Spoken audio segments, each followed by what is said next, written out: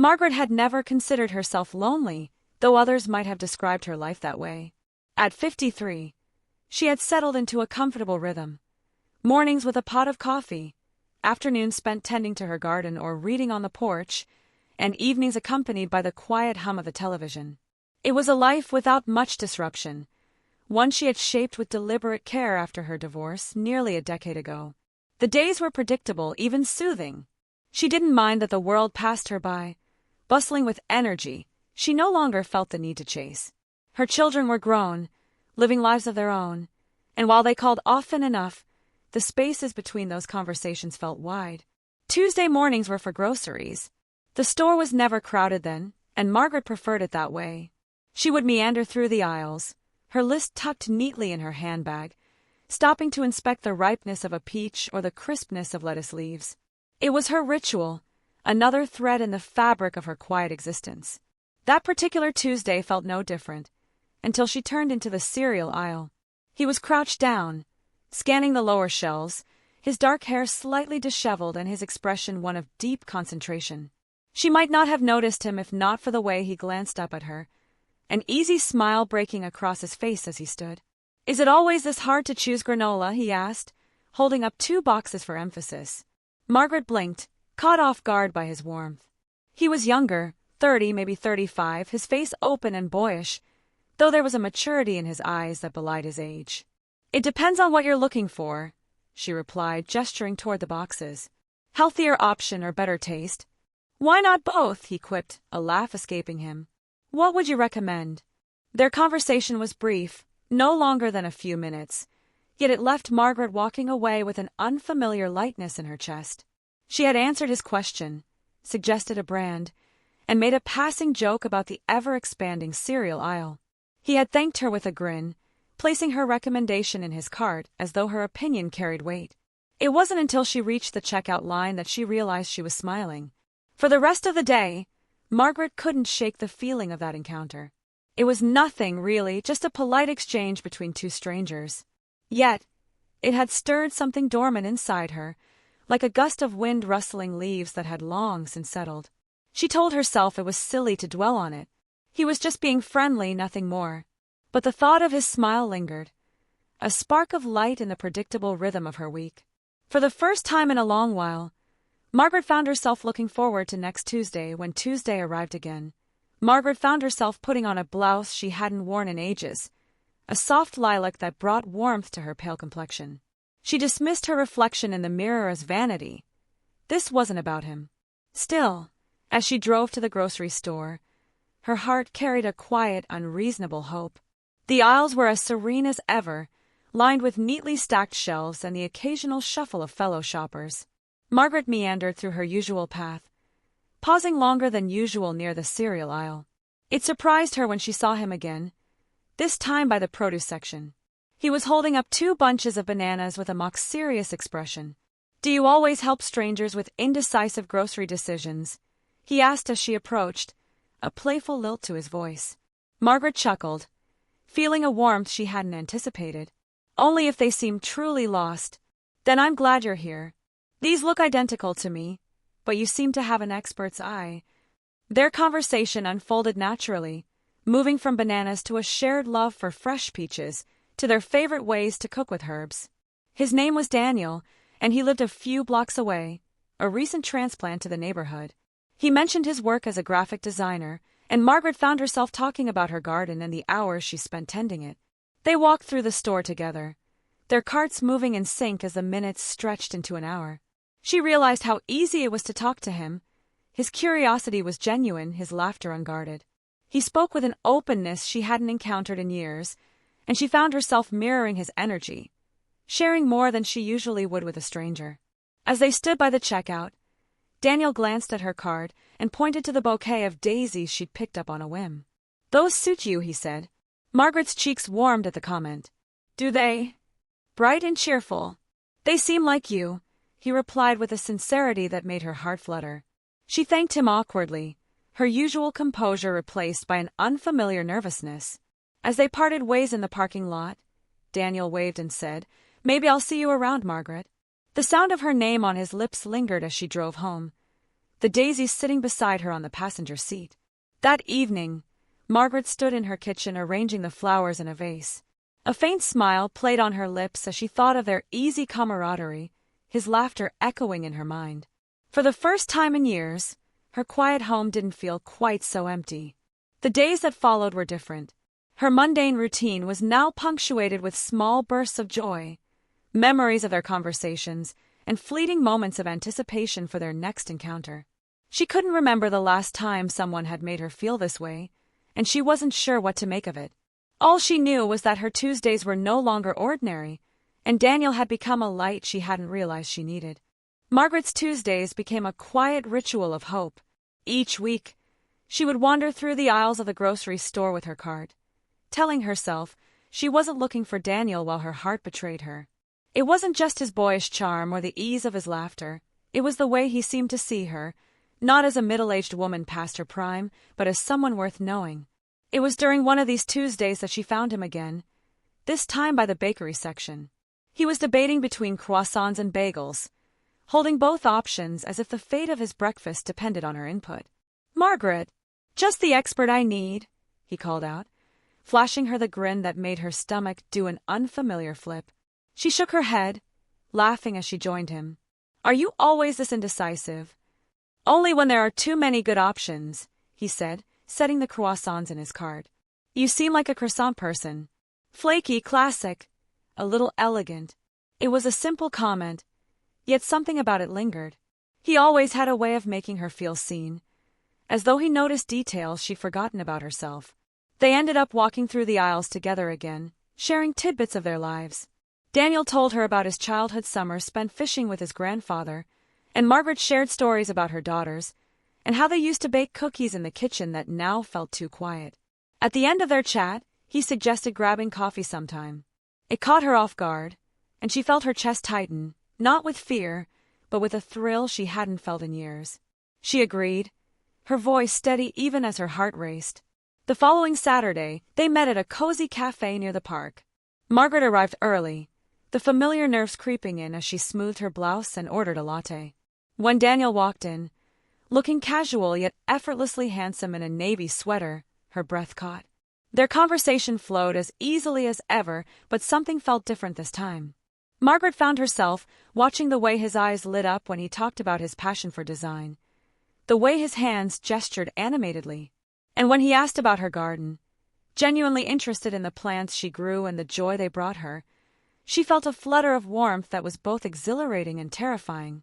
It was later that evening, as she sat in her armchair with a book she couldn't focus on, that the realization struck her. This wasn't just a friendship. Her feelings for Daniel had grown into something more, something she hadn't anticipated. She pressed a hand to her chest, her pulse quickening with the weight of this truth. How could this have happened?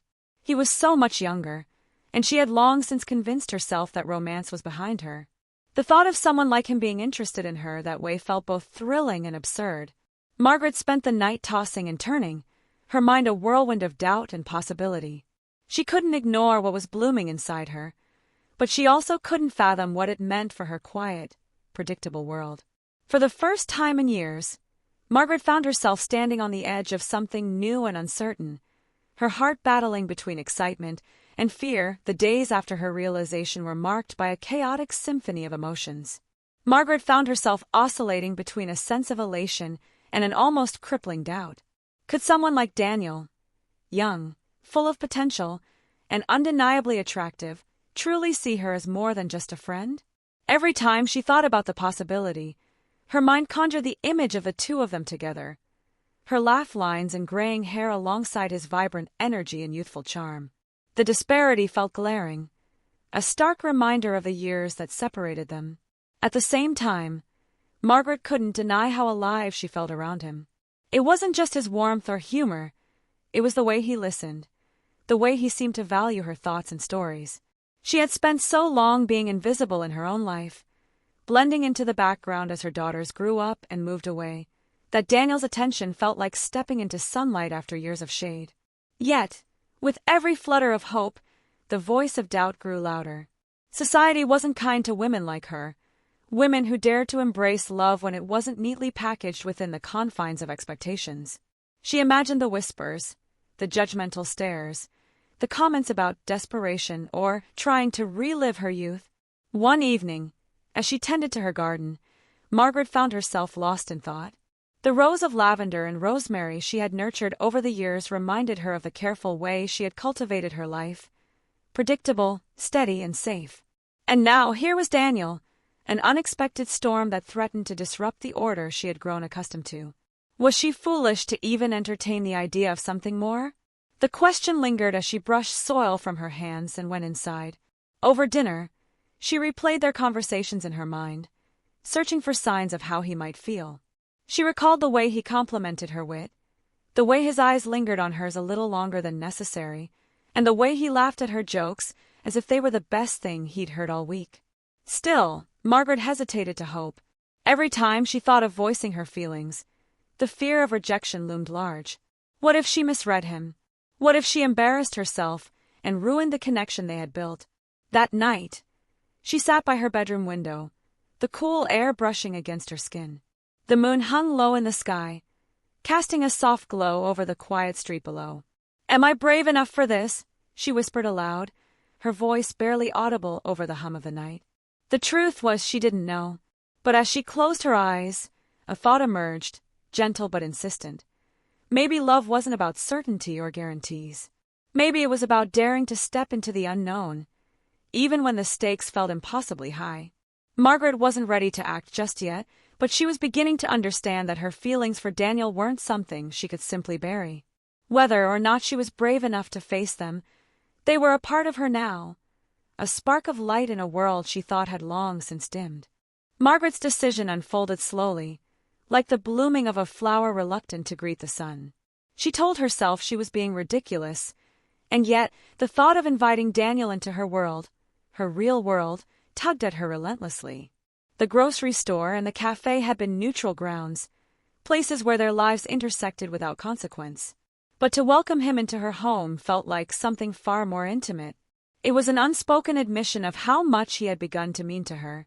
The idea first surfaced during a mundane task, folding laundry.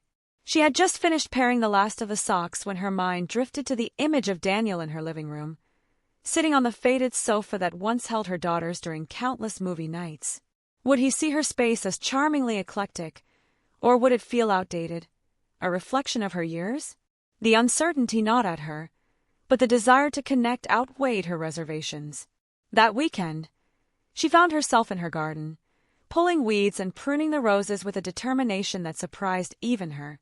If she was going to invite him over, she wanted everything to be perfect, neat, welcoming, and undeniably her. The next time she saw Daniel, she felt a mix of anticipation and nerves that made her heart race. They were standing by the checkout line, chatting about a podcast he'd recommended, when the words slipped out before she could overthink them. "You should stop by sometime," she said, her voice casual, though her pulse betrayed her. "I could show you my garden. I know you mentioned wanting to learn more about growing herbs." Daniel's face lit up with the same effortless enthusiasm that always disarmed her. "I'd love that. When's a good time?" Her breath caught. She hadn't expected such an immediate response, and for a brief moment, panic threatened to unravel her resolve. But she smiled through it, naming a day and time that worked for both of them. As she walked home, Margaret replayed the exchange over and over in her mind. She felt a strange mix of triumph and vulnerability. This was more than just a casual invitation. It was a step toward something uncharted, a leap of faith in a connection that had taken her by surprise. The morning of his visit, Margaret's nerves were in overdrive. She dusted surfaces that hadn't seen a cloth in weeks, rearranged the books on her coffee table, and even baked a batch of scones she hoped would come out just right. She caught herself in the mirror as she smoothed her blouse, a soft lavender one she had chosen for its understated elegance, and gave herself a stern look. "Calm down," she whispered to her reflection. "It's just a visit. Nothing more." But deep down, Margaret knew it wasn't just a visit. It was an opening, a chance to see what might be possible if she let herself hope. When the doorbell finally rang, her heart leapt. She took a steadying breath before opening the door to find Daniel standing there, holding a small bouquet of sunflowers and flashing that familiar, disarming grin. "Thought these might fit nicely in your garden," he said. Margaret's chest tightened, not with nerves this time, but with a warmth that filled the quiet corners of her soul. She stepped aside to let him in, feeling both terrified and alive in a way she hadn't in years. This was it, the moment she had been both dreading and longing for. And as Daniel stepped into her world, Margaret realized she had already crossed the threshold of her own fears. Margaret led Daniel through the house, her mind racing with a cocktail of emotions.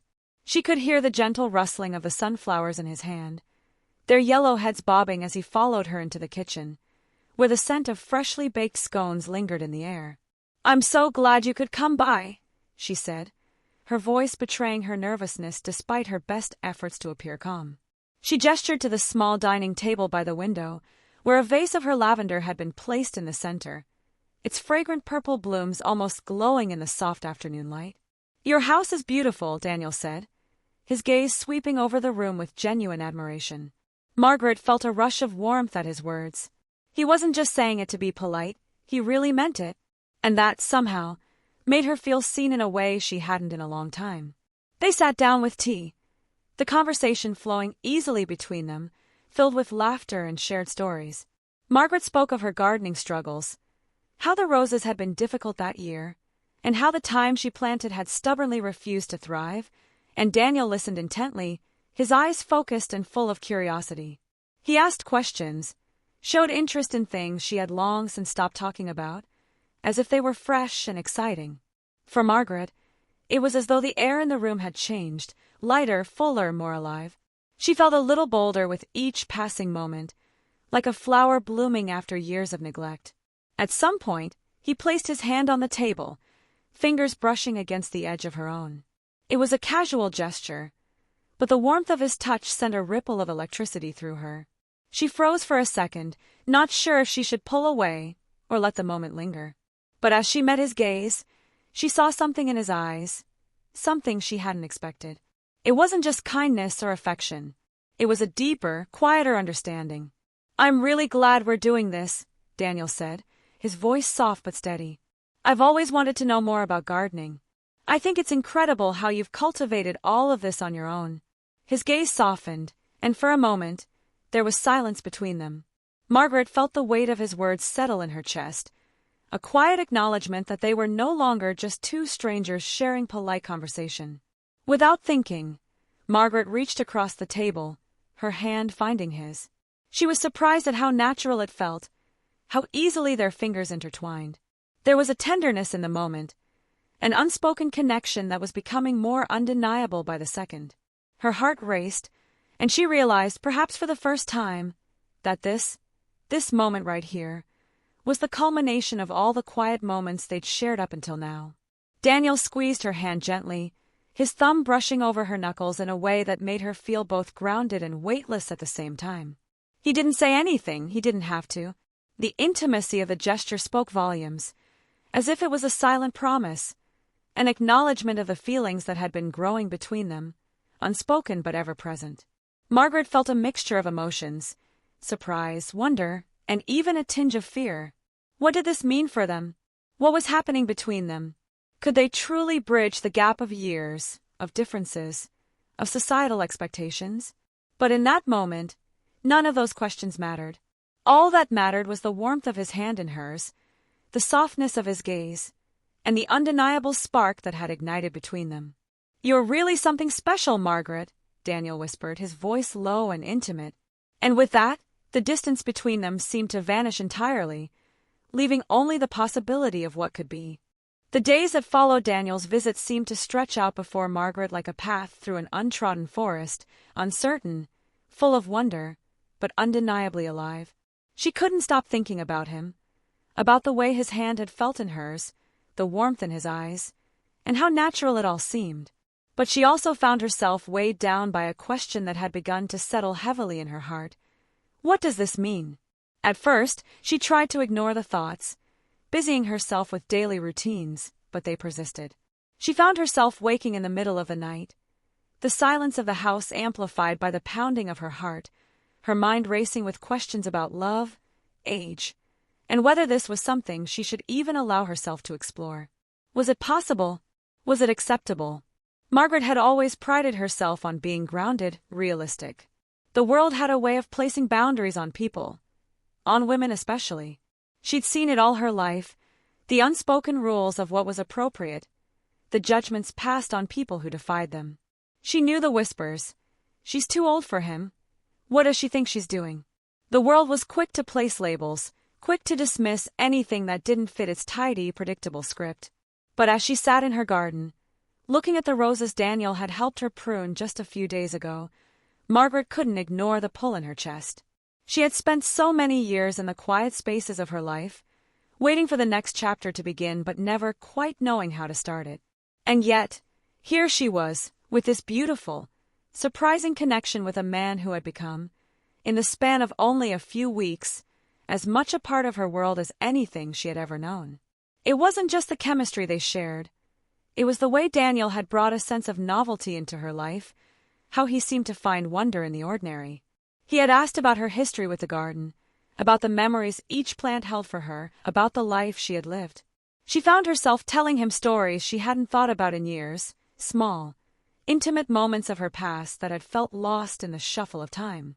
And he listened, really listened, as if each story mattered. Sitting in the garden, Margaret reflected on all of it.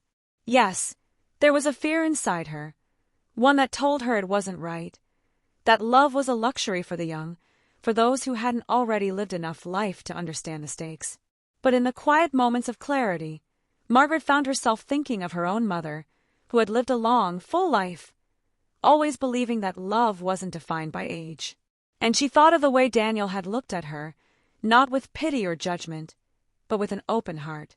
He saw her, not as a woman bound by years, but as someone worthy of affection and attention, as someone whose heart was still capable of new beginnings. The truth was, Margaret had spent so long shelving her own desires, convincing herself that those feelings were things of the past. But Daniel had shown her that love, in all its forms, was still possible, that it didn't follow rules. It wasn't something that belonged to the young or the unscarred. It belonged to the brave, to those willing to let go of fear and embrace the unknown. She stood up from the garden bench, brushing the dirt from her hands, a new resolve building inside her. Maybe she didn't have all the answers, but that wasn't the point anymore. It wasn't about knowing everything or following the rules. It was about feeling alive again, about embracing the vulnerability and the joy that came with letting herself be seen, truly seen. The more she thought about it, the clearer it became. Her age wasn't a barrier, it was a testament to the strength and depth of her life. And Daniel, young as he was, didn't see her as something broken or beyond repair. He saw her as someone worthy of love, worthy of his time, and worthy of the possibility of something new. She smiled to herself, feeling the warmth of the sun on her face. Life, she realized, wasn't about the years. It was about the moments that took you by surprise, the connections that made your heart beat faster, no matter how old you were. She wasn't ready to let go of that yet. And maybe, just maybe, it wasn't too late to follow her heart, no matter the obstacles, no matter the norms. With that thought, she reached for her phone, her fingers trembling slightly as she typed a message to Daniel. "Would you like to come over again? I've been thinking about our last visit and would love to see you again." She paused before hitting send and then smiled. "Let's see where this goes." Daniel's reply came almost immediately, and with it, a flutter of excitement ran through Margaret's chest. "I'd love to." Simple, unguarded, and genuine. There was no hesitation, no questioning of the age difference or the unconventional nature of their connection. It was as if, in his world, this moment was as natural as any other. That evening, when he arrived at her door, there was no longer any sense of uncertainty hanging in the air. The awkwardness, the self-doubt, the judgment she had feared, it had all melted away in the warmth of their shared moments. Daniel had always made her feel like she wasn't just a woman in her 50s. She was a woman who still had so much to offer, a woman whose heart was open and capable of loving deeply. And in return, she had begun to see him as more than just a younger man. He was a kindred spirit, someone who understood her in a way that no one else had in years. They spent the evening talking, laughing, sharing stories and quiet silences that spoke volumes. The simple act of being together felt like something sacred, an exchange of energy, of connection that went beyond the physical. When their hands brushed, it wasn't a fleeting moment. It was an affirmation of something that had grown, something real. Her heart swelled as she realized that love, in all its forms, could not be bound by time. Later, as he prepared to leave, Daniel reached out to touch her cheek gently, his eyes soft with affection. "I don't know what this is," he said quietly, "but I'm not in a rush to figure it out. I just know that I want to see where it goes." His words were a balm to her soul. It was all she needed to hear, no expectations, just the promise of more time together, more moments shared in a way that felt true and unhurried. Margaret closed the door behind him, her mind at ease for the first time in a long while. She leaned against it for a moment, breathing in the stillness of her home, allowing herself to fully absorb the weight of the evening. The doubts, the fears, the societal voices, she had allowed them all to shape her for far too long. But now, she was reclaiming herself, and with it, the right to love without apology. The love she had begun to nurture with Daniel was still in its early stages, but it felt timeless, as though it had always been there, waiting for her to find it. In the years she had lived, she had learned that love didn't always fit into neat, comfortable boxes. It didn't follow a schedule or ask permission. It was simply something you chose, something you let flow, no matter the circumstances. As Margaret sat down, her fingers trailing along the edge of the table, she smiled to herself. The world had a way of telling you what you could or couldn't do, but love had its own rules, rules written in the heart, not by society. And no matter her age, no matter the difference between her and Daniel, she had learned that it was never too late to follow her heart. Love doesn't have an expiration date, she thought, as she settled into the comfort of her own skin. It only has a beginning. She was ready now, ready to let herself experience this love without fear, without shame. Because in the end, it was worth it. The risk, the vulnerability, the beauty of what they were building together. And for the first time in years, Margaret felt the freedom to let love be what it was, simple, real, and absolutely hers. And so, with an open heart and a sense of peace, she looked toward the future. Whatever it held, she knew one thing for sure. Love had found her again, and it was all that mattered.